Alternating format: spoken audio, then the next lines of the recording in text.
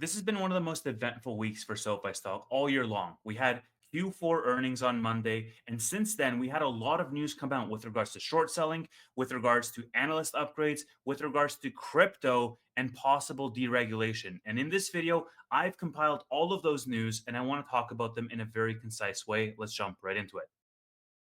Okay, first and foremost, before I get into the content, and yes, there is a lot to talk about in this video, please, if you haven't done so already, click the subscribe button. If you enjoy the content, share it out on social media, and let's get the word out there to more SoFi investors.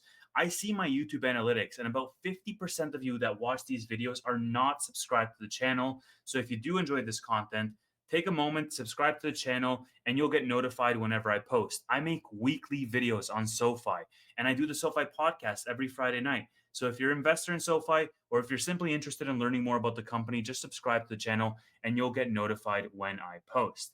Now, as always, let's start off with the stock price over the past 5 days, where SoFi has seen a slight decline. It's down about 0.5% over the past 5 days, just bouncing between $16.50 and $15.50. And I think much of that is warranted because many investors are still digesting the results that came out on Monday, which we're going to talk about. Now, one thing I will not cover in this video is the actual earnings results themselves because I did a full breakdown on Q4 earnings, which is an over 30-minute in-depth deep dive on the results. I posted that on Tuesday on this channel, so I highly suggest you take a look at that if you haven't done so already, and you'll learn more about the numbers, you'll learn more about forward guidance, and ultimately why the stock fell 15% after the earnings results. And overall, I want to focus this video on a few main topics that are themes around the news that came out. Now, of course, Monday was the earnings call. We did a full earnings live stream listening to the call together. I did a full breakdown on Tuesday. The stock fell about 10% on Monday on those results.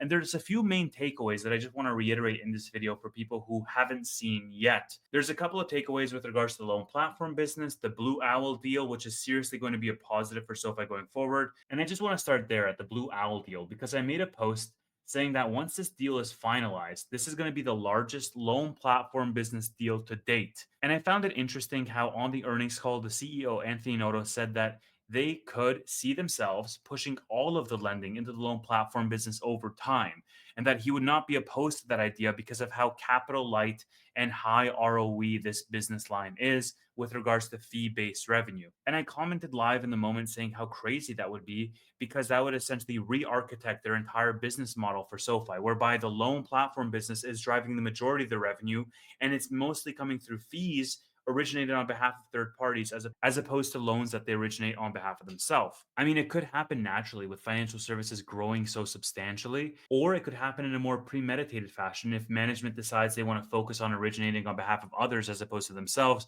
So we're going to see what ends up happening there. But just knowing that management is open to that idea in the future, I think is very interesting to think about with regards to the future of the company and how this company makes money. Some of the other interesting tidbits is financial services in general is absolutely spotless. I made a post on Tuesday saying that this growth rate is just staggering to see. 88% increase in financial services revenue for 2024, with only a 26% increase in expenses. The amount of operating leverage that this business has is amazing. And I think it's very clearly demonstrated in the over $300 million of contribution profit that they saw in 2024, which didn't exist in 2023. And not only that, but the margins seem to be expanding. I mean, we had 37% margins for 2024. We had 45% contribution margin for Q4 2024. So we're going to take a look at that in 2025, if that continues to expand or not. But after looking at this chart, I'm not surprised that management wants to double down on the financial services segment of their business because, as I mentioned, it's one of the most exciting aspects for SoFi, I think, right now, especially with regards to their growth. And then just before I move off of the earnings highlights, there was a lot of chatter this week around crypto. And this is the first major topic that I want to cover in this video is crypto. And I think this is something interesting because I think it's not being priced in currently into the stock value. And much of it is bogged down by regulation.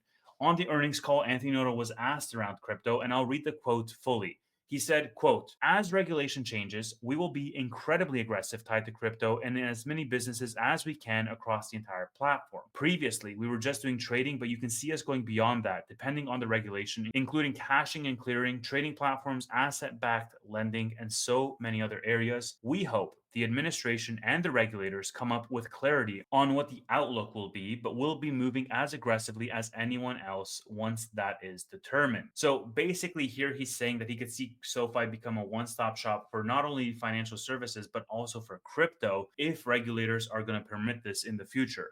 And the reason why this was interesting was because of some comments that we had from the Fed chair, Jerome Powell, at the FOMC meeting, which was on Wednesday, around crypto. So I'll play this clip and I'll let you decide if this is bullish or not.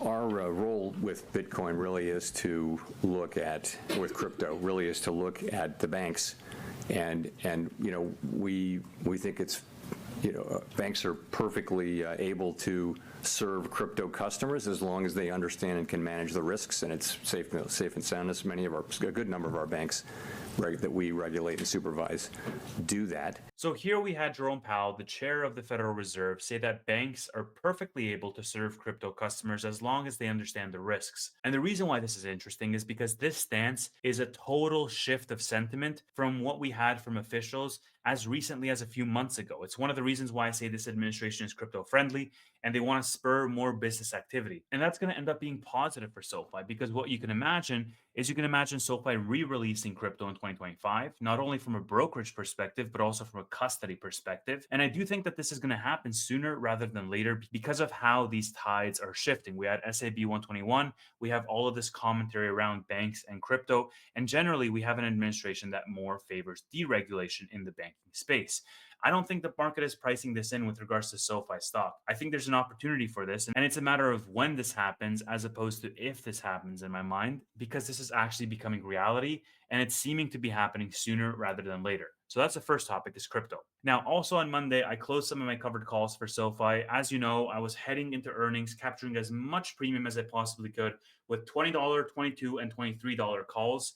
And as of this recording, of course, the stock is at $15.78, closing off the week well below those ranges. So I'm safe on all those covered calls. So I just collected the premium, nothing happened. And just before I move off of the options, on Wednesday, I wrote cash secured puts for SoFi with a February 28th expiration date. I wrote these in the money for $17 per share.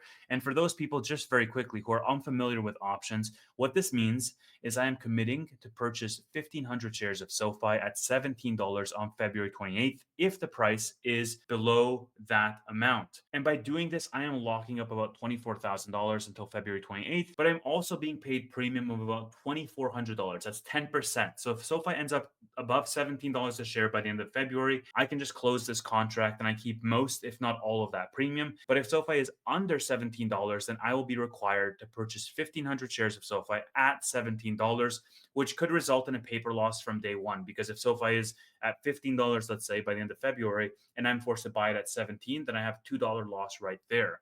So essentially, this is a long position, and I'm committed to buying more SoFi shares, but I want to be paid along the way for me committing to do that. So we'll keep an eye on that trade as the month progresses, but I do think that SoFi can end February above $17 a share. But if you want me to talk about options more often, it's something that I'm doing much more frequently, so just let me know in the comments below. Now, the first topic we talked about was crypto. The second topic that I want to bring up is short interest, because on Tuesday, we got short interest numbers as of January 15th for SoFi, and we saw a slight increase in short interest to 132 million shares sold short after seeing a steady decline in short interest for like the past 5 months straight. Now, I made a post saying that I would imagine short interest would increase a lot more after the earnings report, given the guidance was softer than what the market was expecting, right? Logically, that makes sense because the business is not as aggressive in terms of their growth. More people are piling on to say that they're going to short the stock. Now, I also made a longer post on this, and this is why I want to have a discussion, because in that longer post, I proposed that if management wanted to burn these short sellers, all they would have to do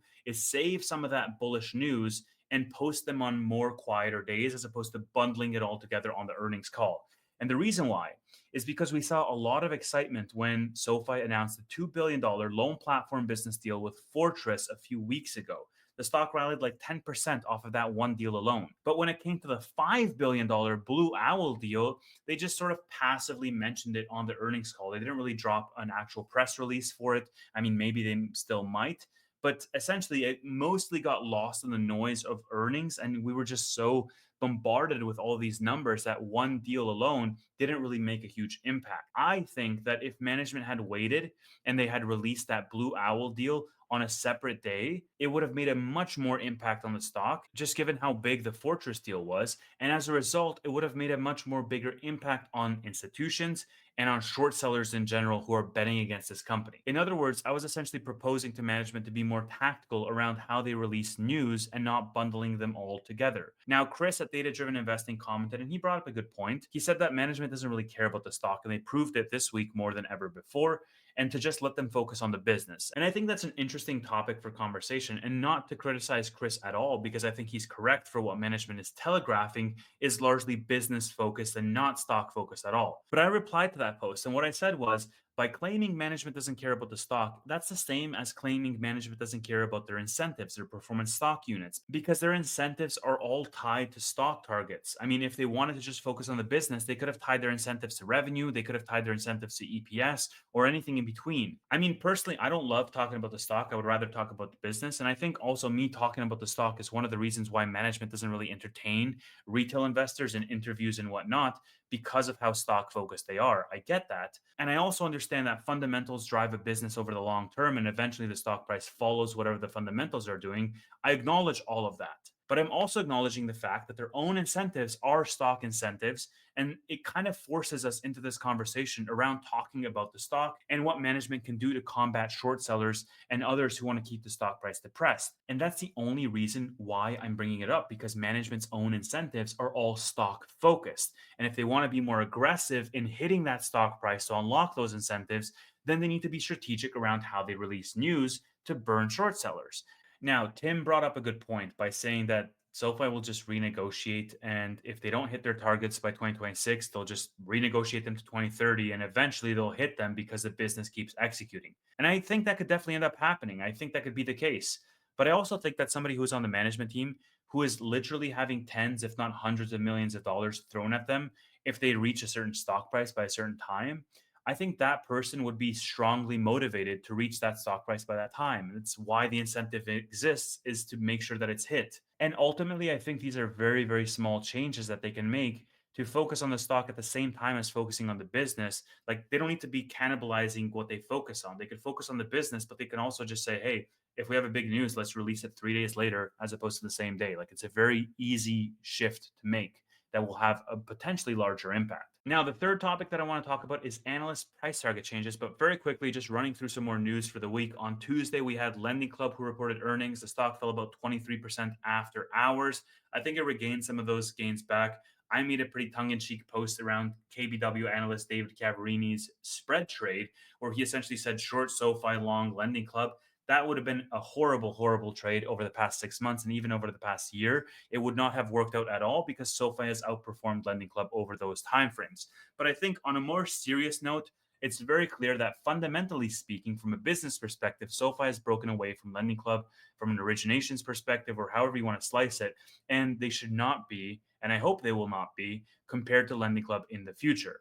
Now, on Wednesday, as I mentioned, the FOMC meeting was had. The Fed kept rates steady. They had a pause. And we know that the Fed is tracking for 2 rate cuts in 2025. So pauses are pretty much baseline. It's actually what the market was also expecting. So don't be surprised to see more pauses in the future. Okay, I want to talk about analyst upgrades because we had a ton of them this week. We got a ton of analysts just reiterating the stock and changing their price targets. And I just want to read them all right now. So first and foremost, we have Dan Dolev at Mizuho reiterating and raising his price target to $20 from 16. We have John Hecht at Jefferies maintaining a $19 buy rating. We have Kyle Peterson at Needham maintaining a buy rating, raising his price target from 13 to 20. UBS maintaining their hold on SoFi, but raising their price target from 10.5 to 14. We have Citibank maintaining their buy rating at $18. We have Barclays issuing a hold with a $16 price target. We have BTIG maintaining a hold with a $16 price target. We have Tim Switzer of KBW maintaining a sell rating with an $8 price target. And what you'll see here is some of the best analysts in the game are putting up higher and higher price targets on SoFi.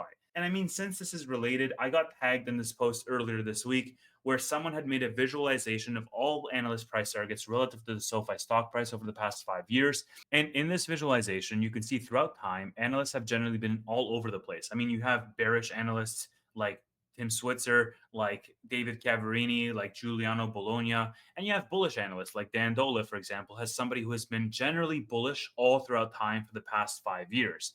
But what I noticed is as you see this trend line moving, is at the end of 2022, the majority of analysts were higher than what the stock was trading at. Most of them thought that the stock was very undervalued. And as more time passed, you had SoFi increase in price from $6 to $16 to the point where it's currently trading at. And right now, what you have is most price targets are actually underneath what SoFi is trading at right now. Despite all of the analysts raising their price targets, most still fall in the low teens for SoFi. Time will tell whether they're proven right and we pull back, or whether they're proven wrong and they're going to have to raise their price targets as a result if this rally continues.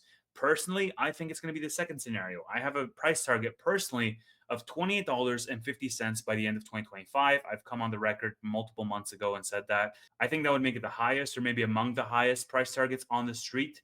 And unlike many of these analysts, I do have a personal stake in the success of this company. So I am pretty outspoken about this company. And so we'll see what ends up happening.